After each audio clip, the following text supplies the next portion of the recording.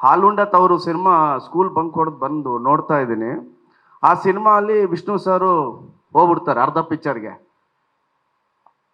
ಅವ್ರು ಹೋಗಿದ ತಕ್ಷಣ ಥಿಯೇಟ್ರಿಂದ ಆಚೆ ಬಂದ್ಬಿಟ್ಟೆ ನಾನು. ಏನ್ರಿ ಹಿಂಗೆ ಮಾಡ್ತಾರೆ ಇವರು ಅಂತ. ಸೊ ಆ ಥರದ್ದೊಬ್ಬ ಫ್ಯಾನ್ ನಾನು. ನನಗೆ ಹೆಚ್ಚು ಅವ್ರ ಜೊತೆ ಕಾಲ ಕಳೆಯುವಂಥ ಒಂದು ಒಳ್ಳೆ ಅವಕಾಶ ಸಿಕ್ಕಲಿಲ್ಲ.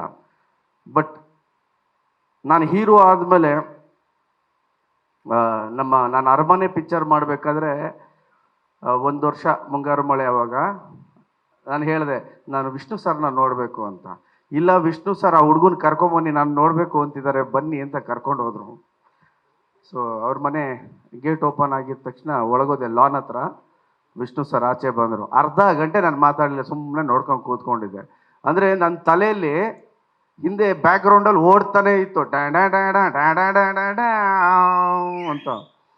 ಏನು ಅಂದರೆ ನಾನು ರೂಪಾ ಥಿಯೇಟ್ರ್ ಮುಂದೆ ಬ್ಲ್ಯಾಕ್ ಟಿಕೆಟ್ ತೊಗೊಂಡು ಪಿಕ್ಚರ್ ನೋಡಿದ್ದು, ಇಲ್ಲ ಒಂದಷ್ಟು ಟಿಕೆಟ್ ತೊಗೊಂಡು ಕಟ್ಔಟ್ಗೆ ಹೂನಾರ ಹಾಕಿದ್ದು, ಮೇನ್ಕಾ ಥಿಯೇಟ್ರ್ ಮುಂದೆ ಸ್ಟಾರ್ ಕಟ್ಟಿದ್ದು, ಸ್ನೇಹಿತರೆಲ್ಲ ಸೇರಿಕೊಂಡು ಇವತ್ತು ಹೌಸ್ಫುಲ್ ಆಗಿಲ್ಲ ಅಂತ, ಇದು ಹೌಸ್ಫುಲ್ ಮಾಡಲೇಬೇಕು, ಸೆಕೆಂಡ್ ಶೋ ಮಾಡು ಇನ್ನು 10 ಟಿಕೆಟ್ ಇದೆ ತೊಗೊಂಬಿಡು, ನಡಿ ಅಂತ ಮಾಡಿದ್ದು.